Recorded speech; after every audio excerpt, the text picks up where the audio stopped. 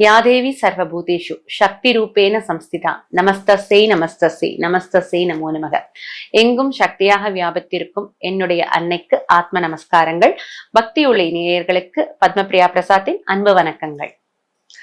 ஷீரடி சாய்பாபா. ஷீரடி சாய்பாபா அப்படின்னாலே நமக்கு எல்லாருக்கும் நினைவுக்கு வருவது அவருடைய உடையும் அவருடைய எளிமையும் தான்.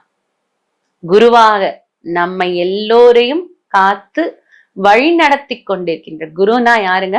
வழி நடத்துதல். குருனா குரு அப்படின்னா இருளை விளக்குபவர் தான் குரு. அப்போ குருவாக இருந்து நமக்குள் நம்மளுடைய அஞ்ஞானத்தெல்லாம் விலக்கி நம்மை நேர் வழியில் கொண்டு செல்பவர் நம் ஸ்ரீரடி சாய்பாபா. சாய்பாபாவுடைய தோற்றம் யாருக்குமே தெரியாது.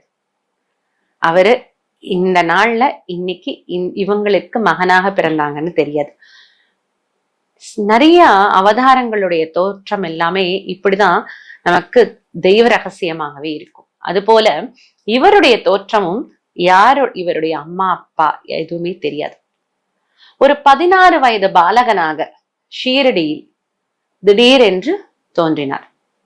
அப்போ தோன்றி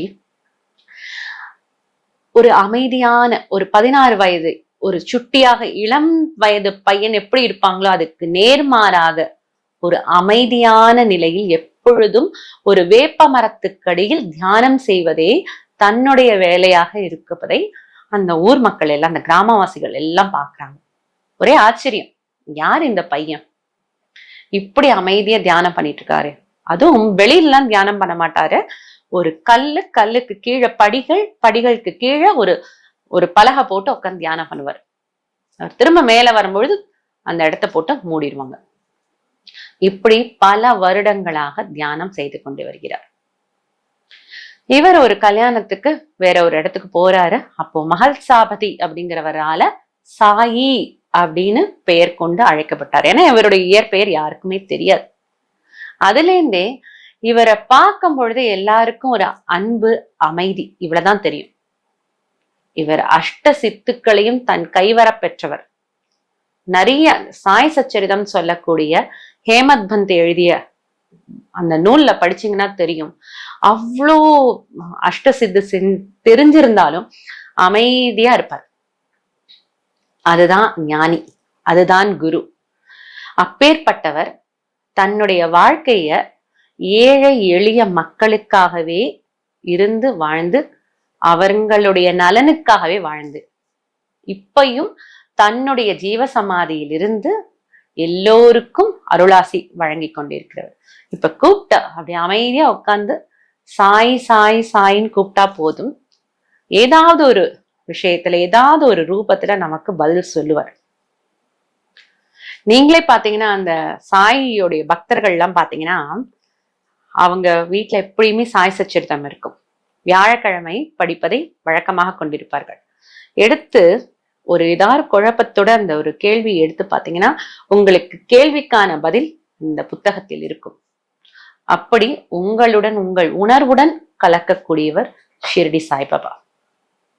சமீப காலமாக திரும்ப அவரை பத்தினும் நிறைய ஒரு வதந்திகள் என்னன்னா, பாபாவுடைய சிலை வழிபாடு வீட்டில் வைக்கக்கூடாது, பாபா ஒரு துறவி, அவரை வீட்டில் வைத்து வணங்கக்கூடாது. யாருங்க சொன்னாங்க? யாரு இவங்களுக்கெல்லாம் ரூல்ஸ் அண்ட் ரெகுலேஷன் சொல்றது? அப்படிலாம் யாருமே யாருடைய இந்த மாதிரி தவறான வழிமுறைகளை கேட்டு பின்பற்றாதீர்கள். உங்க மனசு சொல்லிச்சா குருவா எத்துக்கணும்னு அந்த தெய்வம் நினைத்தாலோ குரு நினைத்தாலோ மட்டுமே அவர்களிடம் வந்து சேர முடியும். அப்படி நீங்க உங்களுக்கு நினைத்து விட்டால் நீங்க ஒரு குட்டி பாபா சிலையோ ஒரு படமோ வாங்கி வைக்கலாம். வச்சு அவர்களுக்கு நீங்க வியாழக்கிழமை அன்னைக்கு பூஜையை வணங்க ஆரம்பிக்கலாம். மஞ்சள் நிறத்துல பூ வச்சு வணங்கலாம். தண்ணீர் இருந்தா போதும் பாபாக்கு, வேற எதுவுமே அவருக்கு வேண்டாம். ஒரு ஏதாவது இனிப்பு சாப்பிட்றீங்களா, இனிப்பு எந்த தெய்வத்துக்கும் நீங்க சாப்பிடும் பொழுது நினைத்து கொண்டு சாப்பிட்டால் கூட போதும். இது சாய் சச்சரிதத்திலையும் வரக்கூடிய ஒரு வாசகம். நான் நேர்ல இருந்தா மட்டும்தான் எனக்கு கொடுக்கணும்னு கிடையாது. நீங்கள் சாப்பிடும் பொழுது உங்கள் நினைவில் நான் இருந்தால் கூட அது எனக்கு பிரசாதமாக உண்டு அப்படிங்கிற மாதிரி அற்புதமான வரிகள் அவர் சொல்லியிருப்பார். அது போல பாபாவை நினைத்து நீங்கள் எந்த ஒரு இதுக்கு சாய் சச்சரிதத்துக்கு பாத்தீங்கன்னா சப்தவாகம் சொல்ல ஒரு விஷயம் அந்த பக்தர்கள்லாம் கடைபிடித்து கொண்டு வருவார்கள். மொத்தம் இருக்கக்கூடிய அத்தனை அத்தியாயத்தையும் 7 நாட்களில் படிக்க வேண்டும். அப்படி படித்து முடித்தால் அந்த விஷயம் அவர்களுக்கு பூர்த்தியாகும். இன்றும் எல்லோர் சாய் பக்தர்கள் வீட்டிலும் நடக்கக்கூடிய ஒரு விஷயம். நிறைய ஒரு அற்புதங்கள் செய்யக்கூடிய நம்மளுடைய குரு தெய்வம் சாய். சாய் என்னைக்குமே தன்னை தெய்வமாக சொன்னதே கிடையாதுங்க.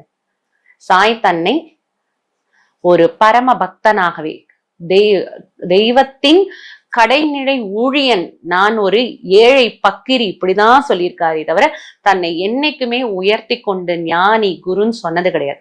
அவருடைய கடாட்சத்தை பெற்றுக்கொண்டவர்கள் மட்டுமே அவரை நாம குருவாகவும் தெய்வமாகவும் போற்றுகிறோம்.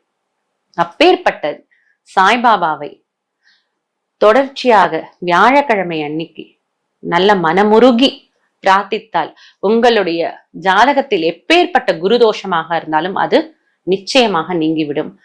வாழ்க்கையில ஒரு தெளிவு பிறக்கும்.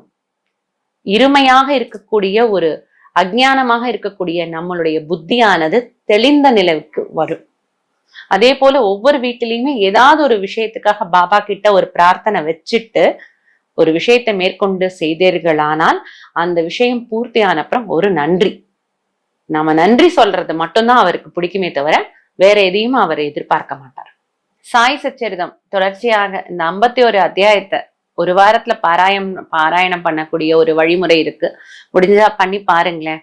உங்க வாழ்க்கையில எப்படியாப்பட்ட ஒரு அற்புதம் எதை கேட்கிறீங்களோ அதை அந்த ஒரு வாரத்துக்குள்ள நடத்தி கொடுத்துருவார். அதே போல கொஞ்சம் பெரிய ப்ராசஸ், திருமணமாகல, குழந்தை பாக்கியத்துக்காக ஏங்குறாங்க, இவங்க 9 வார விரதம்னு இருக்கலாம்.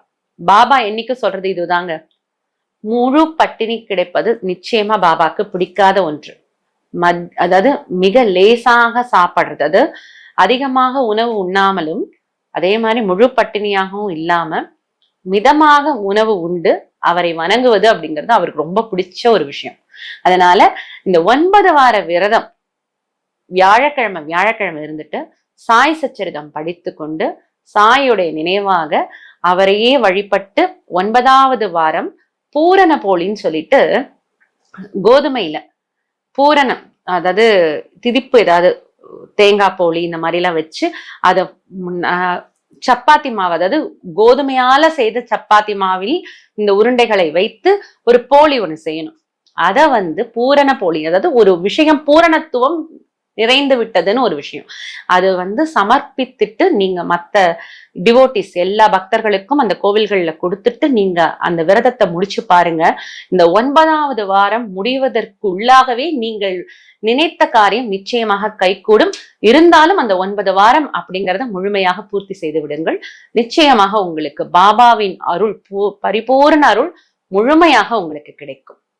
இன்னும் நிறைய பேசலாம் வரும் பதிவுகளில். நன்றி.